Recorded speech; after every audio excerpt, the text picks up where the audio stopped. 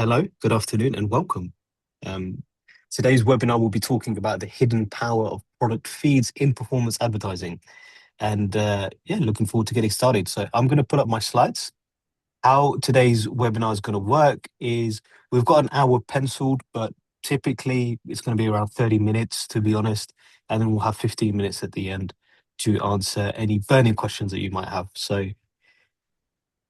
Graham, I'll just ask you for a thumbs up if you can see my screen. All good. Clear to me. Perfect. Perfect. So let's go and get started. So, hello and welcome. Thank you for joining us today. Just another thing to note, today's webinar will be recorded and will be available on demand on our website. So if you're aware of people who couldn't join, then feel free to share this with them afterwards. We'll share around a link of where it actually lives so you'll be able to access it. So let's get stuck in and dive into what we've got for today. So here's today's agenda of what we'll be covering specifically. So quite a lot of words there on the slide, I know, but let's just break them down quickly and have a look at what we're actually going to be covering. So first, we'll do some introductions. I always think it's a good place to start, right? Just so you know who you're speaking to today and who's presenting. We'll go into a little bit more about who is commerce, right? So recently we had a rebranding exercise where Feedonomics, Big Commerce, and MakeSwift came together under the commerce umbrella. So we'll talk about that very briefly. And then really getting into the crux of today's topic, which is product feeds, right? And why they harness so much power in the performance marketing world. So first topic we'll cover is why product feeds actually matter, right? What's the reason behind them? Why they're so important. And then we'll go into a little bit around everyone's favorite word, which is strategy, right? Talking about building feed strategy for improved ROAS and for driving growth. Then we're going to touch a little bit around kind of a more granular topic around optimizing feeds specifically for better ad performance. After that, a little bit on automation and real-time intelligence, cross-channel consistency, which is a topic that's come up quite often in some of the conversations Graham and I have on a kind of daily basis. And then kind of wrapping it up and taking it away with some success stories, right? So what the flow of today will be is top line, why product feeds matter, strategy, granular strategy in terms of how you actually action that, automation, cross-channel, how do you grow it, and then actual real life examples of where we've made that happen. And then I've summarized everything in a really straight to the point takeaway slide, which will be one of the main things you will walk away from today's session with. So without further ado, let's get stuck in and get started. So introductions first, so you guys know who you're speaking to and listening to today. So I'll kick that off. My name is Mo. I'm a key account director here at Commerce. I've been in e-commerce for around 12 years, right? Which is fascinating. Graham and I were having this discussion a couple of days ago when we were putting this together. I can't actually believe how quick that's gone. But one thing I always say about experience in e-commerce, in my opinion, it doesn't really matter, right? And the reason I say that is because the e-commerce I started in 12 years ago now is very, very different to the e-commerce that we have today. So every day is a learning day, right? Every day I'm learning something new, trying to keep up to date with what's moving, what's going on. Obviously, I'm 5 minutes in and I've already got to drop the AI buzzword, right? Because it wouldn't be a 2025 webinar without it. So every day is learning about evolving landscapes and trying to stay ahead of the game, right? My role specifically, I work with some of the largest brands globally, helping them to adopt our technology to drive performance across their paid search channels, right? And if you're not connected with me on LinkedIn, there's a QR code for you. I'll hand over to Graham for a quick introduction.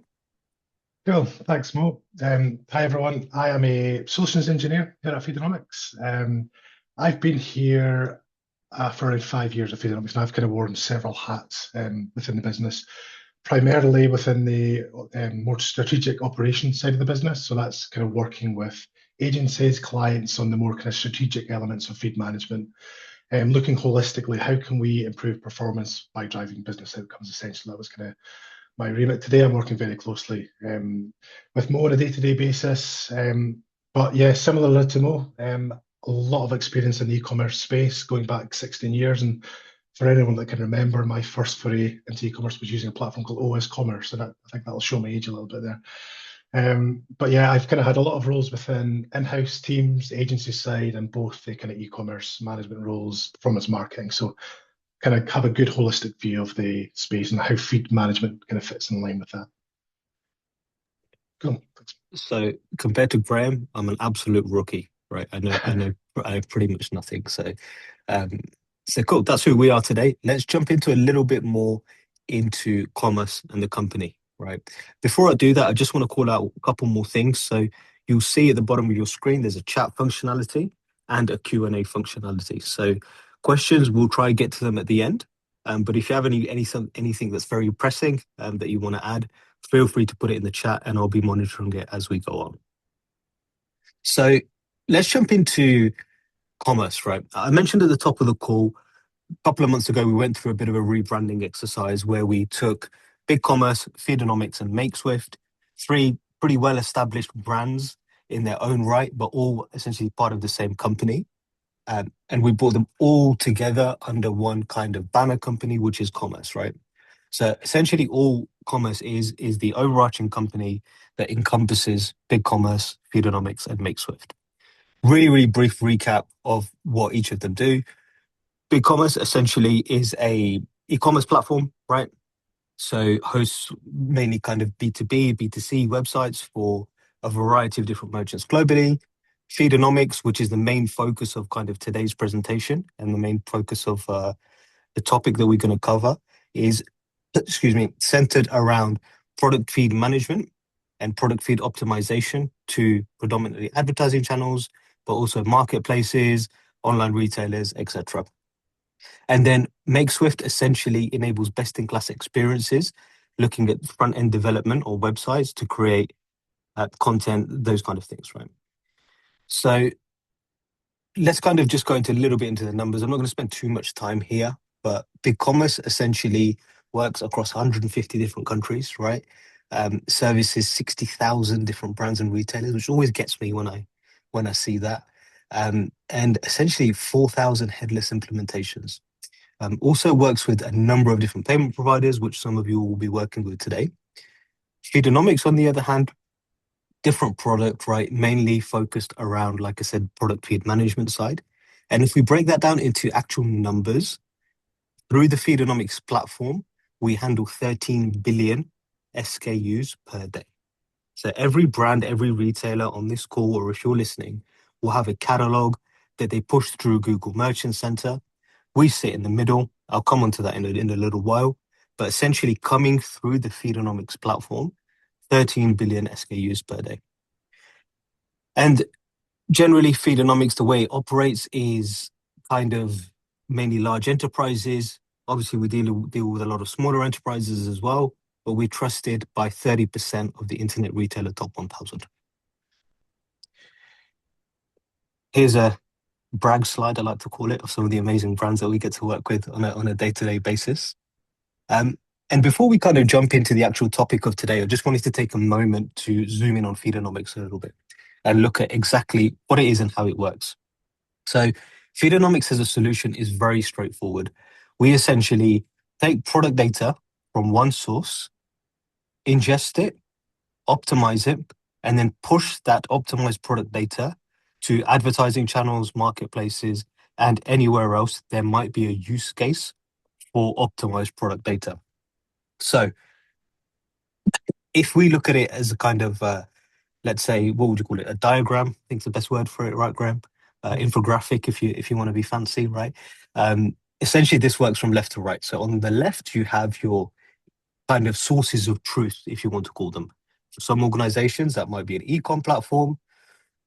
For some, it might be a PIM, it might be an ERP, wherever they hold their product data. Now, that can be one source or that can be multiple sources. Often we find some organizations have their PIM as their source of truth, but they have a supplemental product feed coming from the e-com platform. That might include things such as pricing, images, descriptions, right? That might live somewhere else. For us, it doesn't really matter if you have one source or numerous sources. We can ingest from as few or as many as is required, bring them in, typically via SFTP or API into Feedonomics, and then our team of feed management experts optimize that before pushing it out. Graham, anything else to add there before I move on? Yeah, I think one kind of key takeaway there holistically is depending on how familiar you are with feed optimization, a lot of people just kind of think TDP data going to the GMC essentially. So the titles you've got on the site going to these channels, and it's all about how can we holistically optimize that. So have a think about what other business information you can actually get from sources systems that you have, for instance. And we'll touch on some strategic use cases of them as we go through, but just top level things like kind of margin data, return rate, those kind of things. Often that's not really thought about in the marketing space when you're looking at feed management, but we kind of see the best results when you're thinking holistically of what information can we get from our business that can kind of power business outcomes essentially. And that's the simplest way to think about it. Cool. Thanks, Graham. So let's kind of jump into a little bit more into the agenda and look at specifically why product feeds matter, right? So we've kind of touched on very, very top line how Feedonomics works to power product feeds to various different endpoints. But why does the feed actually matter? So we've broken it down into a few key points. Like I said, if anyone wants a copy of these slides after, there will be a recording of this on the website, but feel free to contact me directly. I can send you a copy of the slides. Big statement coming, right? Optimized product data is the foundation of performance advertising. It wasn't always the case, right? Previously, you could kind of get away with having okay product data, doing a bit of advertising. If the product was good, you'd still do quite well. However, not the case anymore. As we touched on, we work with 30% of the top 1,000 internet retailers, and what we find is if they haven't got completely optimized product data, they're not going to be able to tap into the ROAS or tap into the performance metrics that they desire, right? Every impression, click, and conversion, everything where someone would engage with your product starts with your feed, right? I always use an example of, let's say I am searching for, I don't know, a Gucci bag, right? For example, if I was to search Gucci bag in Google, my first interaction with that item might be the sponsored Google Shopping that comes up at the top of the browser, right? Now, if that's my first interaction, if that product title to begin with is not fully optimized, I'm not going to have a great experience of my first interaction with that brand or with that product. So that's why product feed is essential in even helping brands to start telling a story, right? To get it in a place where someone can interact, click, leave an impression, or ultimately purchase, right? Ad platforms like your Googles, your Metas, your TikToks, Snaps, etc., rely specifically on product attributes in order to match the intent of what users are searching for, right? So again, going back to my example of the Gucci bag, if I'm searching for, I don't know, Gucci leather handbag, size large, right? They're going to use those attributes within their feed. Now, if that product title doesn't have large leather, etc., it's not going to really match up with what I'm searching for.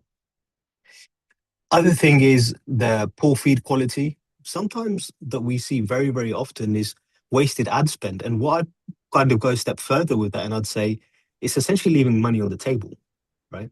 Wasted ad spend is essentially ad spend that you're not getting the most out of. Therefore, it's just money that's being left on the table and unoptimized. So I think that's another point that I really want to get across in terms of why feeds really matter. And then the last one before I kind of hand over to Graham for any additional points is strong feeds essentially unlock visibility, right? So the stronger your feed is, the more it's going to match to what people are shopping and how your customers find your products. Yep. Graham, anything else to add there? Yeah, definitely. Well, I think a few kind of top level things. When we kind of say that optimized product data is a foundation of performance in advertising, I think the main reason for that is that typically the conversations we're having, feed driven campaign spends around kind of 60 to 80% of their budget in Google, for instance. And often that is typically left untouched. So that's a lot of your money that you're leaving up to the campaign levers within kind of Google Ads, Google Shopping. They're having to do so much heavy lifting if you're not actually optimizing the data before it gets to that kind of the user journey that kind of Mo's alluded to there. And I think holistically about the kind of that kind of spend level. So it's obviously driving a lot of kind of budget there. But if you're not optimizing towards that kind of strategic use case, looking at things like how you want to segment your campaigns, what product assortments do you want to show, you are leaving a lot of money on the table. And poorly optimized feeds naturally will have a higher cost per acquisition, higher kind of lower click-through rate, and just poor visibility essentially. So this is why holistically it matters, and especially in today's age of the way that campaigns are run through kind of AI programmatically kind of targeted ad units. That we really need to start with the foundation layer of that product data. Cool. So let's kind of jump onto some of the next points. Now, we've looked at it really top line, why product feeds matter, but let's talk about strategy, right? We know why they matter. We know why they're important. We know how Feedonomics helps to ingest them in. But what's the strategy around building for ROAS and growth? I want to start with one thing, right? I kind of hate the word strategy. It gets bandied around a lot, right? Strategy, strategy, strategy. What is it, right? Hence the picture, right? Not another strategy. But the way we're going to talk about it is a little bit different. So what I'm going to do first is set the scene in terms of how you should approach strategy when it comes to product feed management, when it comes to looking at paid search, etc. The number one thing that we find, and having been in this space and having these discussions for kind of 10, 12-ish years, is defining the objectives of what's important to you in your campaigns is absolutely key. That's not the same for every business that we work with. We work with some huge organizations that look at ROAS. We work with others that target cost per click. We work with others that look at CPC, AOV. Everything is different depending on your business. What I would say is define what your business objective is specifically before getting really granular around what the strategy should be. The second point is around mapping feed structure to campaigns, right? I'll let Graham kind of elaborate on this in a little bit more detail, but I think that's a really key one, right, Graham? Yeah, yeah, 100%. And I think that ties into the first point about business objectives essentially. So let's take a use case. Your business model is all about kind of lifetime value of that customer. For instance, let's say you're in kind of that subscription model space with your products. You probably not really want to look at the kind of overarching last click return on ad spend. You want to look at the products that are driving that long term kind of customer, repeat customer coming back. They're either kind of buying monthly or quarterly, whatever it is that you're kind of targeting to. So that ultimately should dictate your kind of campaign structure.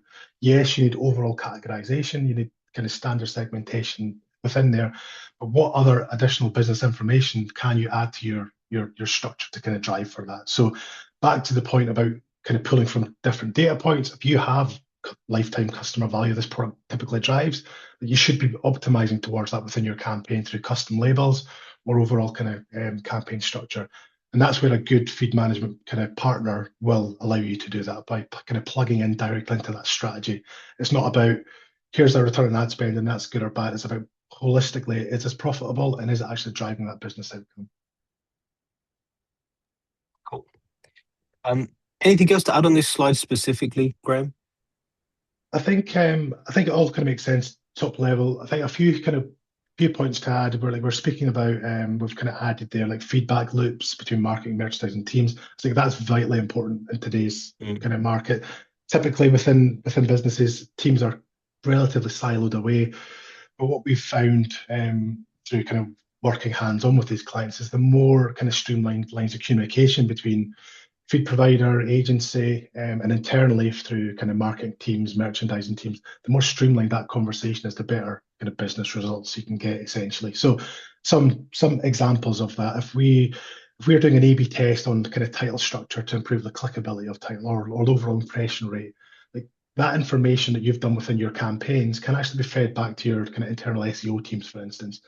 There is differences and nuances in terms of each optimization treatment, but ultimately that should be a streamlined kind of communication line there, and vice versa. So your SEO team should be filtering back in, and that can all be filtered into your strategy holistically.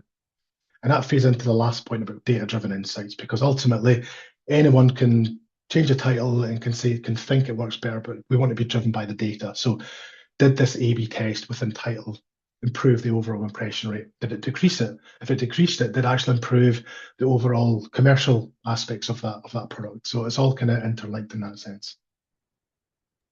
It's a great point. And what we're seeing more and more, I think especially probably in the last couple of years, is the brands that prioritize more kind of data-driven insights to drive a lot of these decisions tend to be the ones that perform better. And I know that's a very kind of logical call out, right? In that if you use the data to make a decision, you're going to make a better decision. But generally, we find a lot of people don't do it, right? And a lot of people don't do enough of it when it comes to setting out their strategy. So key takeaway that I want to get from this slide is two things. Number one, define what the objective is, define the metric you want to measure, essentially, and then leverage data as you go on through A/B testing, etc., to really get into what works and what doesn't. Graham, would you say that's fair? Definitely fair. Nail on the head there, Mo. Thank you, sir. Let's move on. Let's talk a little bit more about optimizing feeds specifically for better ad performance. Now, this is a little bit more granular, right? So we're going to talk a bit about kind of actual enrichment. Now, Graham, I'll let you again take away this slide and add a bit more here. Yeah, so typically when we are kind of analyzing feeds, when we're kind of first doing that first round of optimizations, it's missing a lot of data, for instance. So do you have the correct product name within the title? Do you have the correct kind of size and color? Is that color searchable or is it a branded kind of color? There's all kind of nuances towards that.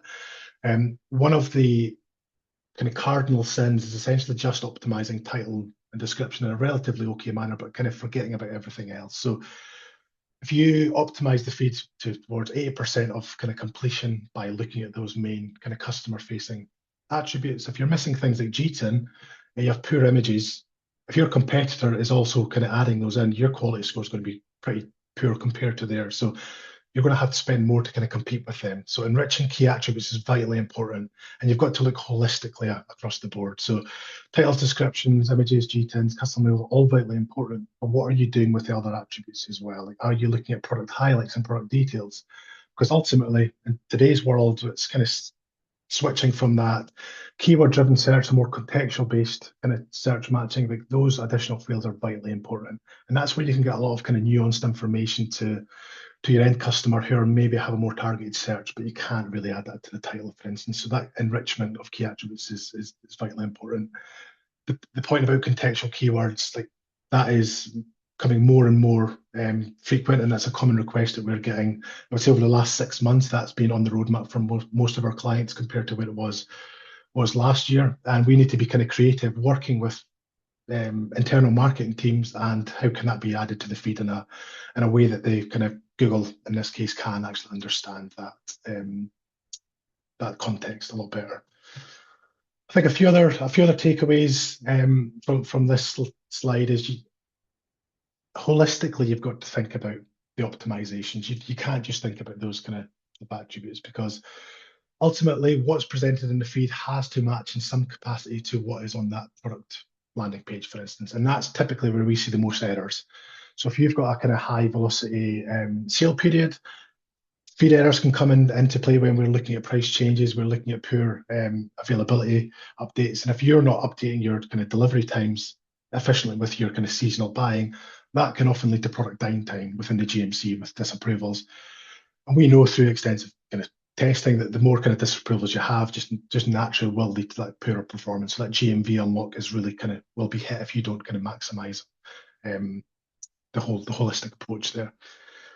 In terms of ongoing optimizations, the test variations are vitally important there, and you should always be looking at driving kind of higher metrics that make sense to your business. So, do you have a good overall impression rate? Well, if you do have that good overall impression rate, how can we harness that with optimizing towards click-through rates, for instance? So, can we change the title structure but keep that relevant information within there, or kind of expanding on that within product highlights, product details as an example, and then kind of looking to see if we can improve that click-through rate. Also, image testing comes into that as well. So I think the last takeaway is that you have to treat it as a continuous optimization process. It's not the kind of glory days where I was hands-on in the kind of the campaign side where you could set and forget the actual feed data. What you're doing is kind of changing bids within the campaign. Those days are kind of well gone in today's market. So we need to leverage the tools of a feed management platform and the business kind of knowledge that your internal teams have and combine that together to drive that kind of overall business outcome because everyone's starting to do that now. So we need to capitalize on that. Yeah. I think the last point I'd add there really quickly, just on the last one you made around treating it as a continuous process. I think the record for what I've come across in this space is someone kind of setting up their feed, sending it to Google Merchant Center, and not doing anything to it for like 5 years, right? Which previously wasn't that uncommon, right? Now it's kind of unheard of. Now, what I would say is that doesn't necessarily mean you have to work with a fully managed service feed management provider. It doesn't necessarily mean that you have to have a feed management provider at all. If you have a small catalog, there's a lot of things you could be doing manually yourselves. What really we really want people to take away from this is that there has to be some element of ongoing optimization, because if you're not doing it, your competitors definitely are, right? And ultimately, that then becomes a battle for kind of share in terms of winning bids. So that's just one call out I would add to this. Yeah, So makes sense. mindful of time and just moving on, let's touch in a little bit more about automation and real-time intelligence. Again, Graham, I think this is your one. We'll cover this real quickly and then we'll move on to the next. Yeah, I can quickly touch on this. I think the key call out here is like the standard going back a few years was like you're more than capable to send the data once a day to the GMC to Meta and expect kind of good performance. But what we're seeing is depending on your strategy, that typically is hampering your overall performance depending on your kind of your strategy there. So having things like at least an hourly sync for pricing and availability really can kind of supercharge high velocity kind of merchants, especially in this time frame coming up to the Black Friday, Cyber 5 period. Like this is ultimately the detractor if you don't have that kind of more advanced syncing capabilities when it comes to sending data to the marketing channels. I think um, having the ability to conditionally set rules is vitally important in today's market. And to most point, you can do that in several ways. Like you can do it either within the GMC if you want to be kind of really rudimental, or you can use something like Feedonomics or a self-serve tool. But ultimately, you need to be able to move nimbly to your optimization strategy. That could be on the titles, but typically that would be on things like custom labels or feed labels within Meta. So having the ability to kind of look at your overall variant level of stock. Let's just say here. So you've got a parent product that has 5 variants that you need to be able to kind of say, okay, 4 of those variants are out of stock. Do I have the levers to conditionally set rules to kind of optimize towards that level of stock? Because if you in the business see a lot of kind of wasted spend going to products that have 1 or 2 or low availability, then you can kind of nimbly adapt to those conditions. Um, and I think the key thing is to try and remove as much manual effort as possible. You want to be as deliberate and as strategic as you can with feed optimization. So if you can apply rules within the GMC, if you can use kind of Feedonomics as a platform or other feed providers, then that will really help you focus more on the kind of overarching strategy, which feeds into business outcomes essentially. Thank you, Graham. Let's kind of move away from the automation and real time a little and then talk a bit more about kind of cross-channel consistency, because again, this is a question we get asked a lot. Now, I'm going to take it one step back in terms of how we actually came up with the premise for today's webinar and how we came up with the topics that we'd like to cover. All of these topics are a culmination of the things that we get asked about the most in our day jobs, right? So all of the topics you see today are the questions from brands in your space, in other verticals, coming to us and asking, hey, we have a specific channel around challenge around automation, around cross-channel consistency, etc., etc. So these are all a culmination of those topics. Now, the key one is really, and the last one we'll kind of cover today, is around consistency across different channels and creative alignment. Essentially looking at how your feed supports unified campaigns on a global level. So I'll kick this one off, and then Graham, if there's anything else you want to add, feel free to jump in, right? But I think top line, kind of takeaway from this one is it's essential to maintain consistent product data across all performance channels, right? We can't have Meta telling one story and then Google telling a different story. Similarly with TikTok, right? I come across it in my own personal browsing, right? Where I see a brand that comes across very, very differently on TikTok versus how they come off on Instagram versus how they come off on Facebook. Maybe that's deliberate, right? Maybe it's deliberate because there's different demographics in each. But generally, what we find is having consistency across all channels works best because it's essentially the same messaging, right? So, what I would say is connect feed data to add creative for very unified messaging, right? Um, Getting that messaging across is very, very key. Earlier on, we spoke about telling the brand story, right? How, we gave the example of Gucci bag. If I search for a Gucci bag on Google, the first time I might come across it is a Google shopping ad. That's the beginning of the story of the brand. What does that story look like everywhere else where you're searching, right? And once we get into things like different kind of countries, languages, etc., that's fine. But are you leveraging the correct translations to ensure that it's not diminishing your brand, right? Are you using a translation service that's not just 100% reliant on AI to generate a quick translation that's maybe diminishing what you're trying to say? So I think having those factors in place when it comes to cross-channel consistency are really, really key. Yeah. Graham, I don't know if you've got anything else to add on this one. No, I think one point from my side is it's in today's kind of marketing world, it's rare that the ultimate purchase comes from that first interaction with an ad, whether that's Google or Meta. So that is why you need to have that consistency across the board. Because a typical user journey would be somebody lands on your site from Google Shopping, research the product, they go away, you're then retargeting on ads on Meta, you can retarget them on TikTok. So again, that holistic business creative alignment is vitally important because you have a multi-touch approach there. And I think that's kind of the key takeaway there is that yes, each optimization treatment is slightly different. That creative alignment is vitally important. Yeah, for sure. Um, so jumping into kind of success stories, right? So let's look at a specific success story, pulling together everything we've spoken about so far and looking at exactly how a typical model for success could look like. So we're using New Balance as an example. So the specific challenge the customer said to us was they were using a feed management tool, limited functionality and speed. Their feed accuracy was a big problem, right? Especially when they tried to scale things, right? They have a lot of products, a lot of variants, etc. Cost per clicks were rising. Scaling campaign budgets without a higher return on ad spend was a key factor for them. Now, our solution, we update feeds very often, right? As often as needs be, to ensure and improve accuracy across all markets where our clients want to sell in, right? A/B testing, I know we touched on it briefly. Graham kind of touched on the importance of that, but really supporting A/B testing to find new ways of optimizing and to uncover new strategies as well. Sometimes we don't necessarily know what the strategy is until we try stuff, right? So I think there is definitely an element of A/B testing that helps you unlock what the next strategy and what the right strategy should be. And really, a main one was for them to consolidate feed management under one roof, right? Without going into too much detail on this one specifically, a lot of clients that we work with come to us with fragmented approaches to feed management, especially if they have larger catalogs. What I mean by that is they might have a self-service tool they use for some stuff. They might have people in their team who, oh, he done it before at another place, so he's just going to go in and fix this. It's very fragmented, right?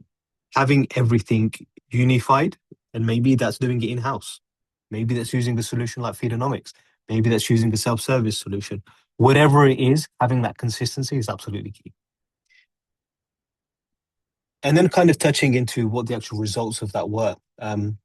So increased ROAS by 95%. I know it's a big number, right? But that's the uplift. Revenue went up by 22% and conversion rate by 15. Costs were actually decreased by 38%. Now, obviously, the revenue went up considerably, costs came down, so that's a win, definitely a win-win for them. And then the cost per click as well by 26%. Graham, I don't know if you've got anything else to add on that No, specifically. Yeah, I think the kind of key things there is this was all driven by that kind of proactive um, business strategy alignment, essentially. So a positive A/B testing strategy over a long-term horizon, like making sure that's all factored into what that actual business needs and what's coming up from a strategic level. So that Yeah. A/B testing piece, custom label assortments, vitally important for New Balance here. Yeah. Um, and then kind of jumping into a few more success stories. Again, I'm not going to spend too much time here, but I wanted to just touch on a couple of other verticals, right? I'm just going to call out an electric brand that we worked with where we reduced disapprovals by 80% just using automation rules, right? This goes right back to when we started talking about strategy, right? Success looks different for different brands. For this particular brand, they came to us and said, "Hey, we get a lot of disapproval through the GMC and it really hurts our business. What can you do to help us there?" ROAS, CPC, okay, great. If you can improve that, fantastic. We're pretty happy with how that's going. But it's disapprovals is what's really harming us because we can't actually get product onto GMC. So by putting in automation rules, we reduced that by 80%. Another example, and I'm not sure we have it on a slide here, but one that I want to call out specifically is with Dell. With Dell, we reduced their, let's say, time for their engineering team to have to resolve errors, right? 3 to 4 hours a week. It may not sound like much, but if we compound that over the course of a year, it's a lot of time, right? And for them, that was a huge win. So again, going back to the point in terms of setting what the right metric to measure is, that can mean a lot of different things. It doesn't just have to mean uplift in a ROAS or a CPC, etc., etc. It can mean efficiency. It can mean time saving. Maybe you have someone in your team right now that's working on product feed management. Maybe it's not really part of their job or the best use of their time, right? So that's always a one to consider. Anything to mention there, Graham, before we go to takeaways? No, I think all good. You covered it. I think for me, that key takeaway is that it's not all about top line ROAS when it comes to feed optimization. It's kind of Yeah, overlooked. yeah. Definitely agree. Definitely agree. Now, takeaways and next steps. So, firstly, thank you for bearing with me. I know we said we'd be about half an hour on the presentation. We've gone over by about 9 minutes, so apologies for that. But hopefully, we should still have some time for questions at the end. But if there's anything you take away from today's presentation and today's webinar, it's four key things, and they're on the slide right now. So, number one, and what we started with, your feed is your most powerful performance asset. Because without your feed, essentially, you can't unlock the capability of paid search performance, right? Align strategy with business KPIs, as we've just mentioned. I won't go into that into more detail. Continuously enrich and optimize your product feed. Don't just set it and forget it. Be continuously looking at ways to improve it, right? And then automate updates for speed, accuracy, and scale, right? The more you can automate, the quicker you can grow. But they're the main things that we really wanted to get across today. Any final words from you, Graham, on the slides before we jump into Q&A? One last takeaway is that I think stop thinking about kind of a data feed as just a data pipe. It's a kind of optimization opportunity when it comes to your campaign. Exactly, exactly. I won't say famous last words. I think Sure. that sounds a bit too morbid. I think, not too sure, but that's definitely a good point to end the presentation on and jump into some Q&A, right? So before we jump into any questions that have come in, we did get some before the uh, the presentation started. There was a lot of people who couldn't attend. It's Black Friday week. We can understand why. So they did send us questions beforehand, so they can be answered live and they can watch them back on the recording. So first question was, what are the most common data issues that prevent strong feed performance? Now, really, really straightforward answer to this one: fragmented data, right? It's data that brands and retailers usually do have, but essentially they don't know the power of it, they don't know where it is, and they don't know how to leverage it correctly in order to get it to feed in, feed in appropriately to a product feed and unlock performance. Graham, I don't know if there's anything else you wanted to add to that question. Yeah, I think that nails it. Fragmented data always leads to kind of missing incorrect attributes, which will impact your performance. Cool. Second one, how can smaller merchants compete with larger brands when it comes to feed optimization? Now, this is a good question, right? Um, I think one way I'd answer this on a really, really top line level is each brand that's out there right now, whether it's a complete startup, whether it's a huge billion-dollar multinational, they all have one thing in common, which is a specific brand story, right? They have a story that they want to tell. Whether you are a brand or a retailer, whatever it is, right? You might be a retailer, your story might be having the most affordable kind of products in your store, right?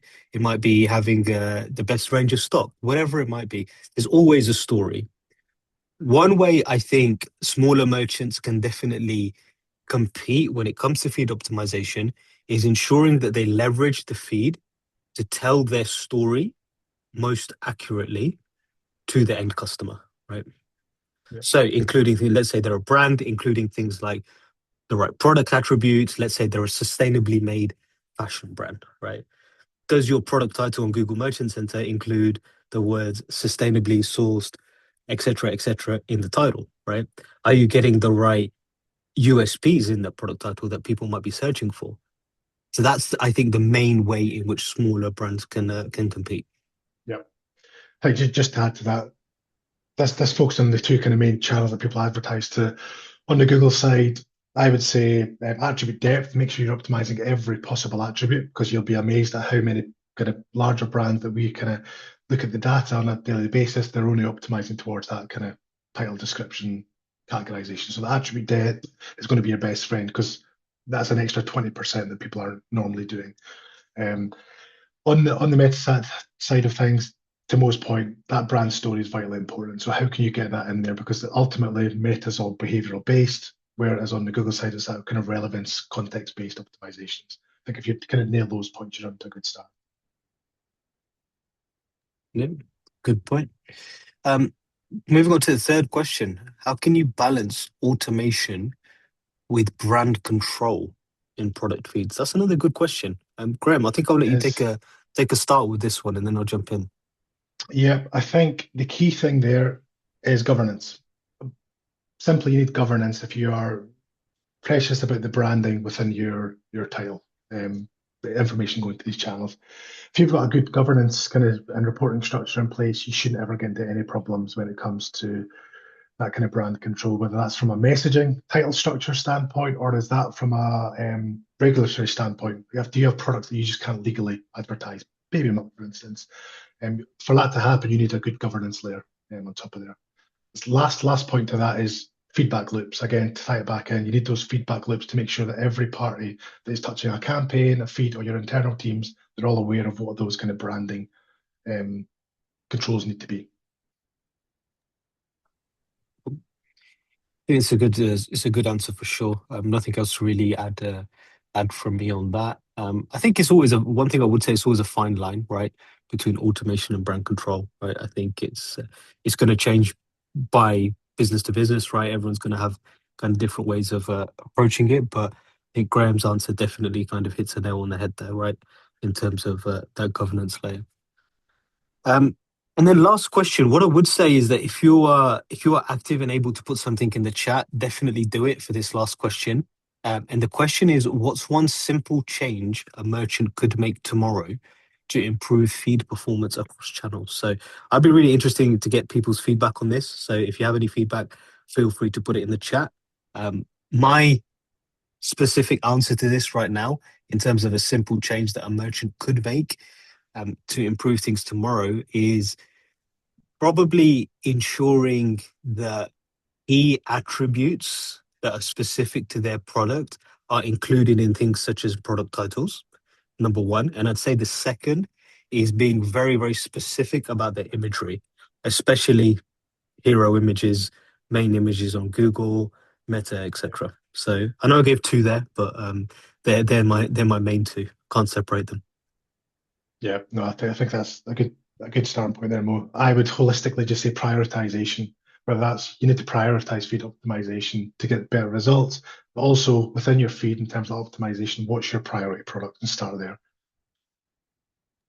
Yeah, exactly, exactly. I think that's a really good point.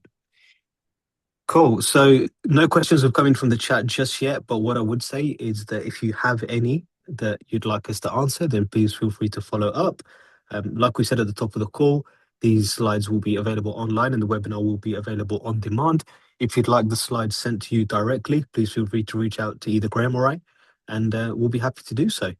And we've finished just 2 minutes later than scheduled. So not bad timekeeping, Not not bad bad, not timekeeping. bad. So happy to give you all 13 minutes back today, and we look forward to seeing you on the next one. Thank you. Thanks, Al.